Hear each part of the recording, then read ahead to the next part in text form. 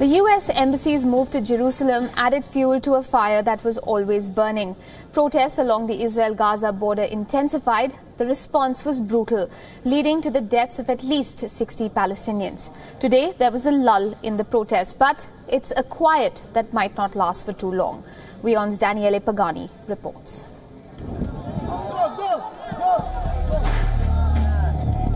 Palestinians are on a general strike to protest against the killing of 60 people, shot dead by Israeli snipers during the Great Return March. In Ramallah, the de facto administrative capital of the West Bank, the roads were a deserted look. In order to mourn what is worldwide known as the Nakba, the catastrophe, the moment when Palestinians were kicked out of their land from the advance of the Israeli army, all Palestinian political parties and organizations and the people of the Palestinian territories declared a day of strike, and the strike became huge after in Gaza nearly 60 people protesting were killed by Israeli defense forces. I am currently in Ramallah. As you can see on the street behind me, all shops are closed. There is literally no commercial activity and there is no open business taking place today. Palestinians are protesting in several focal points, not only of the city of Ramallah, but all around the Palestinian territories. They are protesting also because the United States decided unilaterally to shift the embassy from Tel Aviv to the wholly contested city of Jerusalem, which also Palestinians consider to be their capital city by right. Protesters can be seen gathering near checkpoints and Israeli military premises. Palestinians, irrespective of their age, are taking part in the protest. They are not afraid of the heavily armed Israeli soldiers. لأنه أنا بدافع عن إشي حقي. Because we're defending our right. This is our right. إيش يعني أموت بس تشهد؟ امبارح استشهد 61 بني آدم في غزة. What is it like to die? Yesterday only 60 people died in Gaza. They were killed in cold blood. More than 100 people died during the Great March of Return demonstration, and Palestinians are feeling left out by the world in their struggle. ولا دولة تحركت. Not even one country has moved a finger. Why? ليش? أنا هلا بدي أسألك. And this is my question to you. Why?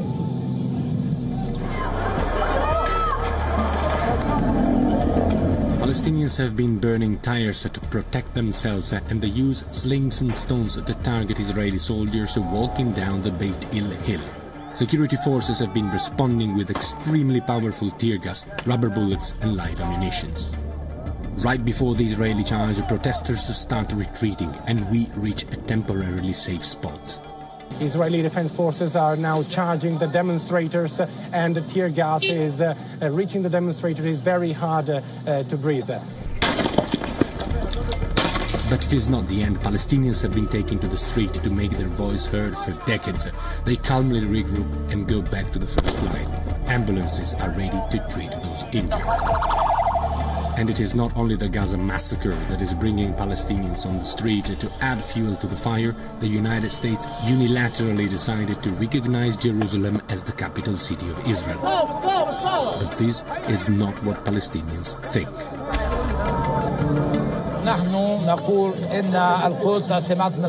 And we say to everyone that Jerusalem is the capital of Palestine, the eternal capital of Palestine. And Jerusalem is Arab and will always remain Arab. The situation is getting tense with each passing hour. All the checkpoints between Palestinian territories and Israel resemble conflict zones, and the situation risks escalating in the coming days and reach a point of no return. This is just the beginning of the general strike called by Palestinian authorities here in the city of Ramallah. Israeli forces are currently charging the Palestinians protesting. Daniele Pagani from Ramallah for WION.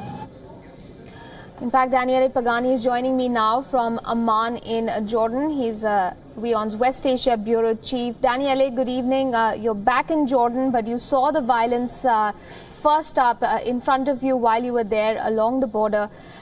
The violence saw a pause today. We've seen the protests, take a bit of a dip in terms of intensity. But I suppose that situation is an uneasy quiet. Things aren't going to remain that silent for very long. Good evening to you, Aisha, and good evening to all our viewers. No better words than uneasy quiet to define what is happening today. Protesters and Palestinians are reassessing the damage. These have been hard days for those protesting, both in Gaza and also in other parts of the Palestinian territories. Bear in mind that tomorrow it's Friday, and day after tomorrow is Friday. Ramzan is approaching, and we will expect on the first Friday after the beginning of Ramzan and after what happened in Gaza, where 60 people were killed, we expect violence to come back again and to perhaps be another very ugly day. There is a lot of anger, a lot of rage throughout the Palestinian territories. Palestinians think also that relocating the United States Embassy on the very day when they mourn what they call the Nakba, the catastrophe, the day they were kicked out from their territories by Israeli forces. They felt that this was to add salt to injury, and they felt it was extremely disrespectful. Beside feeling they have been completely left out when it comes to this decision of recognizing Jerusalem as the capital city of Israel. Now, the outcome of the U.S. choosing to move its embassy in Israel from Tel Aviv to Jerusalem has been bloody. Its inauguration resulted in a spike in protests along the Israel-Gaza border. Israel has responded with force. 60 Palestinians have lost their lives in the last 2 days. Today, the protests are less intense. In fact, the 6-week-long March of Return demonstration was to end today. However, the situation now seems in flux. In the lull, short-lived as it may be, another embassy has opened in Jerusalem, this one belonging to Guatemala, one of the only few countries to back Washington's Jerusalem decision. The country's own president, Jimmy Morales, was on hand for the inauguration. Primer ministro Netanyahu, sepa que el pueblo de Guatemala será siempre un amigo para su país y a partir de hoy, con un hecho importante que es el retorno de la Embajada de Guatemala a Jerusalén, estamos reafirmando nuestros lazos de amistad y hermandad hacia el próspero pueblo de Israel. Israel's crackdown on the protests have led to calls for an independent investigation by countries like Britain and France. But the criticism has done little to dampen Israeli Prime Minister Benjamin Netanyahu's spirit, who also attended the Guatemalan embassy opening in Jerusalem.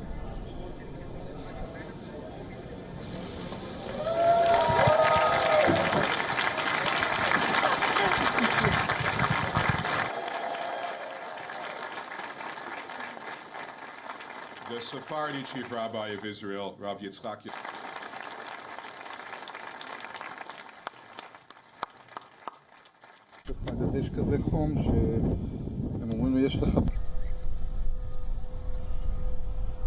There's a Guatemala street right here. It's about a kilometer from here in Jerusalem.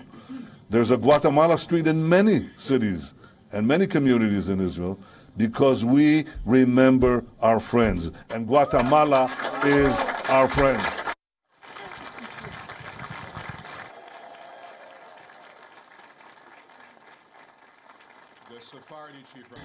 Moving on, in a dash to peace efforts on the Korean peninsula, the North suspended today's scheduled high-level talks with the South. Pyongyang is miffed by the U.S.-South Korean military exercises that are currently underway. The North calls them detrimental to the peace initiative on the peninsula.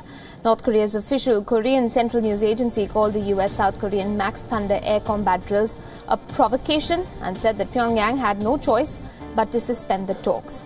Today's meeting was due to discuss plans to implement Panmunjom declaration that emerged from an April 27th inter-Korean summit.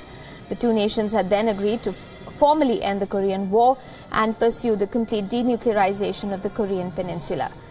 The agency has also cast doubt on next month's summit between North Korean leader Kim Jong-un and the US President Donald Trump. South Korea has termed the North's decision to call off talks as regrettable.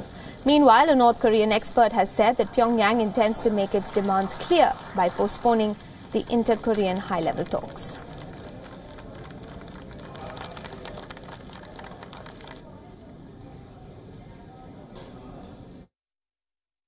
북측이 남북 고위급 회담 일자를 우리 측에 알려온 직후 연례적인 한미 연합 공중 훈련을 이유로 남북 고위급 회담을 일방적으로 연기한 것은 4월 27일 양 정상이 합의한 판문점 선언의 근본 정신과 취지에 부합하지 않는 것으로 유감입니다.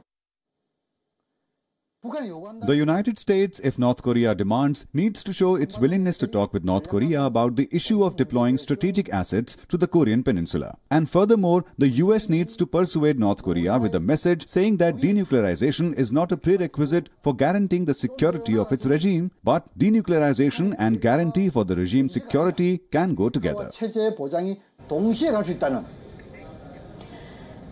The US has also reacted to reports of Pyongyang suspending the talks with South Korea. We are operating under the idea and the notion that the president's meeting is going forward with Chairman Kim next month. And if this meeting doesn't happen, will you that's still a hypothetical. go forward? That's a hypothetical. You know, look, this news just came out. I can't verify it just yet. It's very early on in the process, but we're planning ahead for our meetings. The White House has also released a statement to this effect. Let's take you through it now. Quote, "We are aware of the South Korean media report. The US will look at what North Korea has said independently and continue to closely coordinate with our allies." End quote.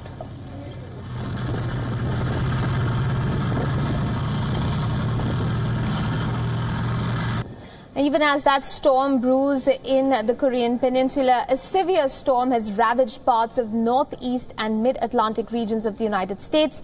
Frequent lightning strikes, blinding downpours and isolated flash flooding was witnessed in several areas. According to reports, 2 people were killed in the storm. An 11-year-old girl died in Newburgh in New York when a large tree fell on the vehicle she was in. Meanwhile, in Danbury, Connecticut, a man was killed when a tree fell on his vehicle. The Weather Department has issued a warning for the next few days. The alert has said that the area is at the greatest risk for an isolated tornado. The alert has been issued for areas extending from northeastern Pennsylvania to western Massachusetts and central Connecticut.